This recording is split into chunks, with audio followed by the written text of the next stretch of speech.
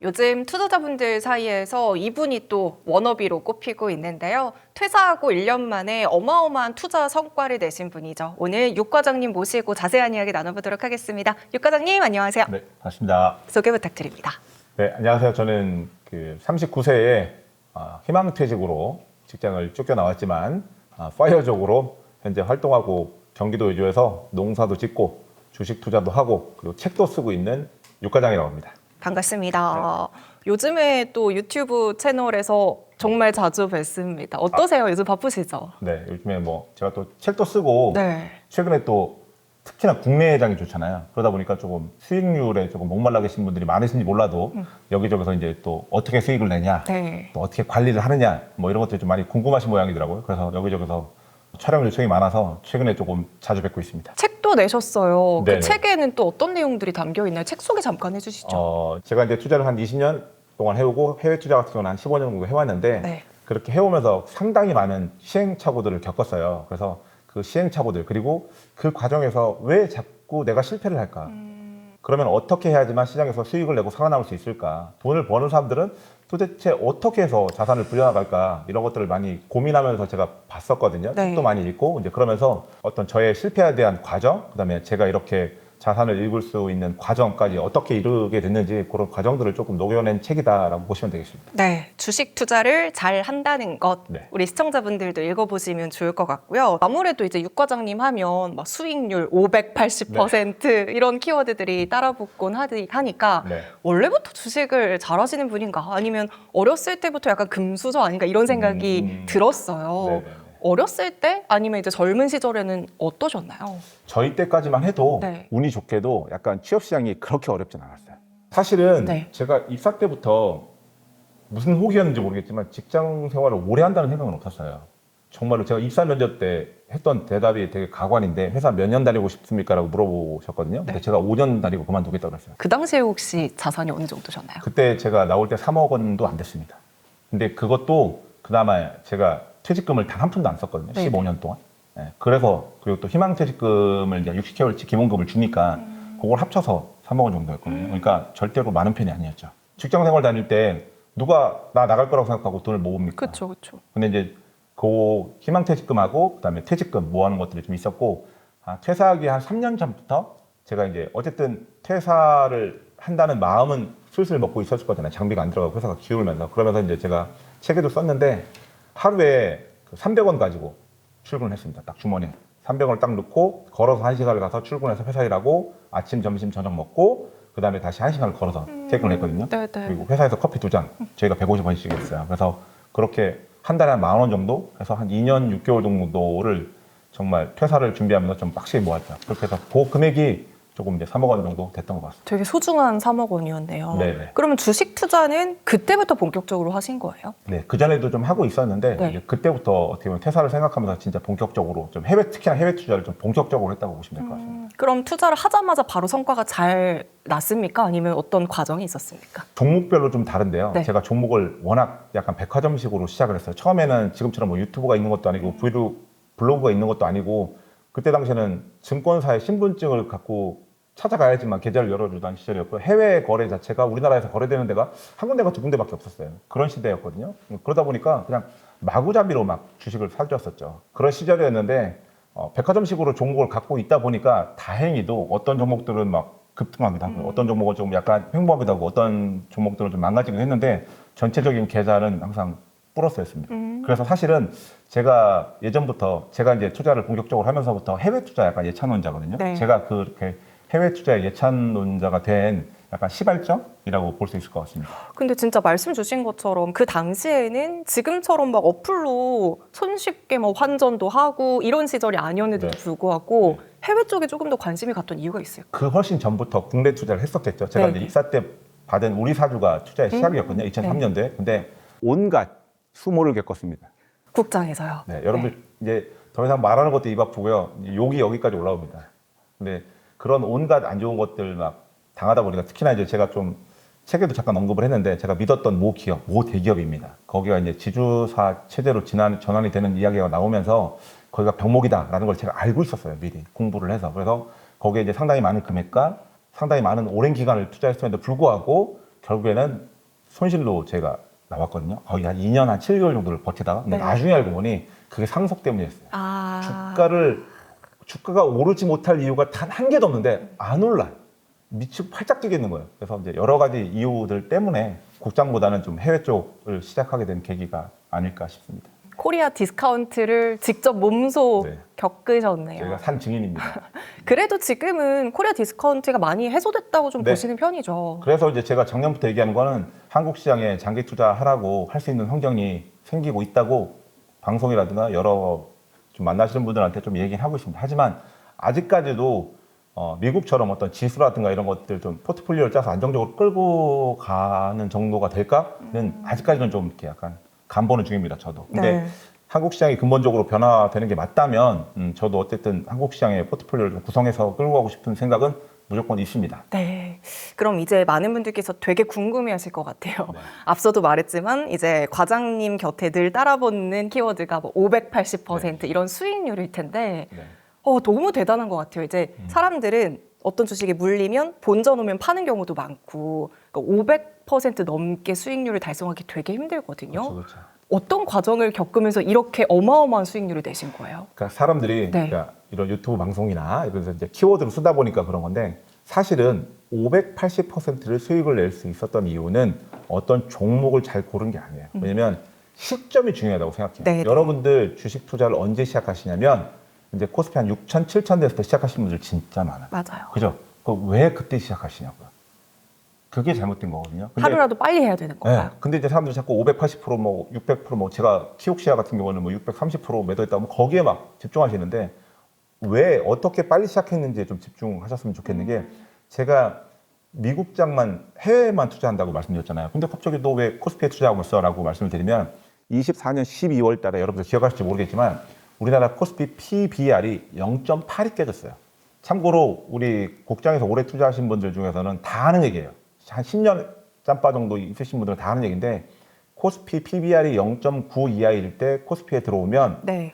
1년 이내에 15% 이상 수익 날 확률이 지금까지 100%였어요. 약간 법칙 같은 거예요. 네, 그걸 요즘엔 퀀트 투자라고 불러요. 데이터 기반 투자, 퀀트 투자라고 약간 고급스럽게 부르던데 어쨌든 그런 것들을 다 알고 있었어요. 근데 저도 해외 투자 예찬 논자긴 했었어요. 국장 엄청나게 욕하고 제 방송 보시면 압니다. 쌍욕을 했어요. 제가. 네네. 근데 0.9가 오길래 이제 막 가슴이 설레는 거죠. 이거 시작해야 되는데. 근데 뭐 미장이 수익이 좋으니까 굳이 뭐.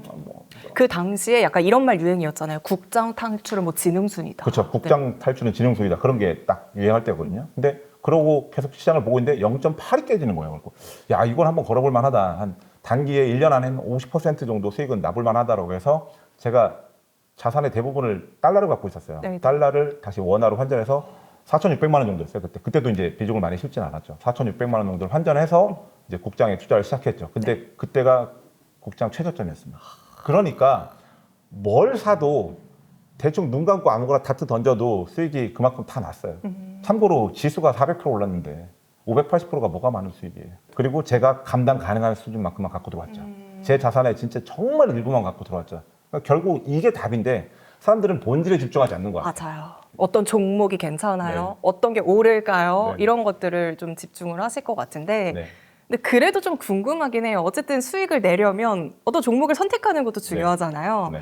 해외 투자를 집중적으로 하다가 국내 증시로 딱 넘어와서 첫 번째로 매수한 종목이 어떤 건가요? 반도체예요. 반도체. 네, 한미 반도체. 음. 왜냐면 제가 이제 그 2년 전 영상도 찾아보시면 있는데 제가 뭐라고 얘기했냐면 포트폴리오에 네. 반도체가 없는 실수를 하지 말아라라고 제가 얘기한 지가 한 3년 됐어요. 그때 해외 투자할 때부터 해외 투자도 똑같았거든요. 근데 이제 국장 같은 경우에도 이제 넘어오면서 한국의 코스피의 주도주가 뭘까요? 반도체예요.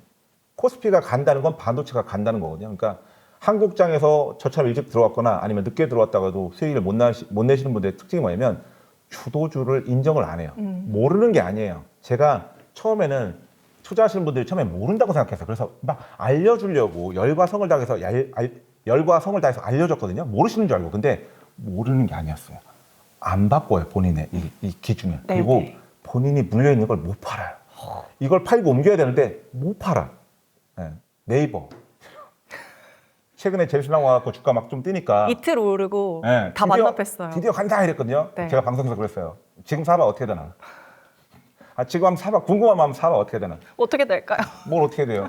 한참 고생하는 거죠. 그리고 제가 4천일 때부터 6천일 때부터 얘기한 게 뭐냐면 왜 도대체 주도주를 두고 다른 데서 자꾸 노냐고. 그래서 제가 아예 섹터를 딱 찍어줬어요. 반도체, 반도체. 송배발, 송전, 배전, 발전, 플러스 알파 증권. 난 너무 불안하고 이거 내 노후 자금 이거 너무 소중해요 하면 지수. 요 4개 안에서 떠나지 말라고. 지금 그거 다 올랐잖아요. 네, 그러니까요. 그걸 제가 2년 전부터 처음에 국장 들어올 때부터 얘기했던 거예요. 이 4개 말고는 아무것도 하지 말라고. 올라도 잠깐 단기로 오르는 걸 거라고. 근데 이게 그러면 엄청난 해안을 가지고 어려운 거냐? 아니요. 다 알 수 있는 거예요. 본인이 보려고만 하면 보여요. 안 보니까 그런 거예요. 왜? 이미 종목을 가지고 있고 마음이 급하니까 안 보이는 거예요. 그럼 지금 뭐 사야 돼? 물어보실 거란 네, 말이에요. 네. 똑같아요. 반도체. 반도체, 송배발, 증권 조금 끼고 너무 불안해 지수. 한국이 근본적으로 바뀔 거라면서요. 그리고 7월 달부터 환 시장 열리지 않습니까? 그죠? 그럼 이제 뭐 준비하는 것 같아요? 선진국 지수 편입 준비하는 거예요. 아, 그러면 선진국 지수에 편입이 되면 그쵸. 뭘로 들어와요? 돈이 우리나라에 바스켓으로 들어와요. 그러면 국부 펀드라든가 이런 데서 바스켓으로 들어올 때 뭐 살까요? 지수 삽니다. 아니면 시총 상위 종목들 담는다고요. 이 정도는 투자하신다면서 알고 있어. 야, 예, 그렇습니다. 아, 근데 진짜 이게 아는 것과 행하는 게 너무 또 달라요. 그리고 이게 내 돈이 이렇게 걸려 있으면 막 이렇게 왔다 갔다 하잖아요. 멘탈 이런 것들도 굉장히 많은 영향들을 미치는데 멘탈 관리는 그럼 어떻게 하세요? 근데 저는 네. 멘탈 관리라기보단 아까 방금 얘기할 때 제가 어떤 종목에 대한 분석, 엄청난 기술력 이런 거 얘기하던가요? 아니요. 아니죠. 네. 근데 투자하죠. 신기하지 않나요? 또 사람들은 다 그래요. 뭐 종목에 대해서 공부해라. 이 기업이 어마어마한 기술이- 재무제표 분석. 네, 저 그런 거 안 해요. 옛날에는 했죠. 안 해요. 그런 거 주도주를 약간 중심으로. 네. 주도주 있으면 네. 이 안에서 제가 그랬잖아요. 이 안에서 아무거나 사도 돼요. 얘가 먼저 가고 늦게 가고의 차이지. 거기다가 이제 플러스 알파, 저는 이제 전업 투자를 하니까 기술적 분석을 할 수 있으면 더 좋긴 해요. 수급을 뚫고 올라가는 애들 사면 더 좋긴 한데 어쨌든 그런 것들이 중요하지 다른 것들은 좀 중요하지 않은 것 같아요. 그리고 물어보신 멘탈 관리에서 얘기를 하자면 네네. 그런 것들이 기저에 깔려 있다 보면 떨어지면 불안한 게 아니고요. 더 사면 돼요. 애초에 마인드가 달라요. 저희랑. 그러니까 일반 막 투자자 불안하신 분들하고. 왜냐면 저희 같은 경우에는 주가가 올라가면 저희는 덜어내거든요. 기계적으로. 공개방송에서 장기주를 끌고 가는 거. 그러니까 포스코홀딩스, 현대모비스, 삼성전자, 우 이렇게 가지고 가고 있다. 공식적으로 얘기한 적이 있거든요. 네, 네. 근데 포스코홀딩스를 예로 들어드리면 제가 샀던 시점에서 주가가 거의 한 70%까지 올라갔다가 지금 거의 제자리 부분까지 와 있어요. 한 5%, 10% 정도 그 언저리까지 떨어져 있거든요. 그러면 이제 사람들은 흔들리기 시작해. 오늘 같은 경우에도 포스코홀딩스 한 5.4% 정도 오늘 이 방송 촬영하기 전에 빠지더라고요. 근데 저 같은 경우는 더 샀단 말이에요. 근데 보통 그냥 들고 있었던 분들은 마이너스가 있거나 지금 마이너스가 될까봐 이제 팔거나 이런 걸 고민하고 있단 말이에요. 근데 저 같은 경우에는 올라갈 때 예를 들어서 주가가 이렇게 올라가면 그냥 더요. 근데 주가가 이렇게 올라가죠? 네. 그럼 덜어내요. 아, 그게 달라요. 당신 장기를 끌고 간다며 왜 덜어내? 이런 분들이 있어요. 주가가 어떻게 오르냐에 따라서 또 다르게 돼요. 그런 것들이 좀 먼저 좀 체화돼 있으면 안 불안한데 사람들은 자꾸 뭔가 방법이 있고 뭔가 대단한 비법이 있고 저 사람이 뭔가 정보를 알고 엄청 똑똑하니까 그럴 거라고 생각하거든요. 절대 아니라고 말씀드리고 싶습니다. 저는 좀 이게 궁금하거든요. 이제 직장 생활 하시다가 이제 파이어 생활을 하고 계시잖아요. 그러니까 직장 월급을 받다가 이렇게 뭔가 주식 투자로 조금 더 여유롭게 바뀌었을 때 뭐가 가장 좋으세요? 지금은 네. 오히려 불안해요. 아, 그래요? 왜냐면 네. 사람들이 돈이 있거나 뭐 돈을 번 사람들은 다 좋을 거라고 생각하잖아요. 안 그래요. 왜냐면 어떤 생각을 하게 되냐면 네. 제가 사실 이거 컨텐츠를 제 방송에서도 하려고 했는데 저 같은 경우에도 마찬가지고 돈이 있어도 어떤 생각이 드냐면요. 내가 지금까지 어떻게 여기까지 왔는지를 전 알잖아요. 네. 근데 여기서 흔들리는 게 어떤 생각이 들 것 같으세요? 지금 여러분들은 현재 제 모습만 딱 놓고 생각하시잖아요. 근데 저는 아니죠. 제가 20년 동안 여기에 어떻게 왔는지를 전 알잖아요. 그쵸. 근데 여기서 흔들려 버려요. 그럼 어떤 생각이 들까요? 아, 괜찮아. 이렇게 담담하게 말은 하겠죠, 앞에서. 근데 사실은 엄청 불안해요. 근데 여러분들은 그렇지 않을 거라고 생각한단 말이에요. 우리 같은 사람들은. 근데 아니에요. 똑같이 불안합니다. 그리고 지금에 와서 생각해보니 네. 사실 직장 생활할 때가 심적으로는 가장 편해요. 아무래도 울타리 안에 있으니까요. 네. 근데 그때는 그게 너무 싫죠. 그리고 그만두고 빨리 파이어 하고 싶다고 하시는 분들 많아요. 네네. 근데 파이어 자체는 좋은데 파이어에서 놀겠다는 생각을 가지신 분들은 파이어 하시면 안 돼요. 저처럼 100% 초반에 좀 당황하실 수 있어요. 그 하루 일과가 어떻게 되세요? 저는 그냥 일어나서 네. 지금 최근에 국장을 하니까 좀 일찍 일어나는 편이죠. 원래 국장이 없을 때는 막 한 10시, 11시 에 일어나는데 최근에는 한 8시 한 20분 정도 일어나서 국장 좀 체크하고 그다음에 이제 각종 경제 방송들 그냥 하루 종일 라디오처럼 듣습니다. 뭐 진짜 한 7시간, 8시간씩 라디오처럼 듣고 그다음에 이제 뭐 정원 관리 좀 하고 예, 동물들 산책 좀 하고 우와. 고양이들 밖에 나가서 고양이들 좀 괴롭히고 네네. 네, 고양이들하고 좀 놀아주고 그다음에 이제 뭐 밭에 최근에 그 들깨 파종할 때가 됐거든요. 그거 어제 이제 멀칭하고 비늘 씌우고 뭐 네. 그런 일 합니다. 뭐 두릅도 있고 하던데요. 네, 그 네, 영상 네. 봤습니다. 그거 이제 저희 밭 주변에 야생으로 자라고 있어서 시즌 때 딱 맞춰서 오시면 야생 두릅 드실 수 있어요. 시행착오. 이게 네. 꼭 주식 투자뿐만이 아니라 인생에 있어서 시행착오를 겪으면서 성장하는 게 진짜 중요한 것 같다는 생각을 하거든요. 맞아요. 근데 최근에 장이 너무 좋았고 또 삼성전자, SK 하이닉스로 분명히 돈을 버신 분들도 있으실 것 같아요. 그래서 뭔가 첫 투자의 기쁨을 빨리 만끽해서 이게 오히려 독이 될 수도 있겠다라는 생각도 들거든요. 왜냐하면 시행착오 없이 빠르게 수익을 네. 낸 거니까요. 네. 어떻게 생각하세요? 이렇게 빠르게 뭔가 수익을 낸 거에 대해서요. 두 가지 부류가 제일 위험한데요. 네. 아나운서님 말씀하신 첫 번째 큰 수익을 거두신 분들, 그러니까 제 주변 한정입니다. 네. 중에서 지금까지 투자하고 계신 분 없어요. 그게 있고요. 그리고 두 번째는 뭐냐면 참다 투자하는 분들 계세요. 그러니까 마지막에 끝물에. 네, 최근에 투자하시는 분들. 멀리서 찾을 거 없이 제 친구들이에요. 고향 친구들. 네. 왜냐면 제가 이제 저희 모임이 있어요. 거기서 제가 총무인데 투자를 하자고 제가 한 17년 전부터 얘기를 했어요. 그때 안 하다가 이제 시작하신 거예요? 네, 근데 안 한대요.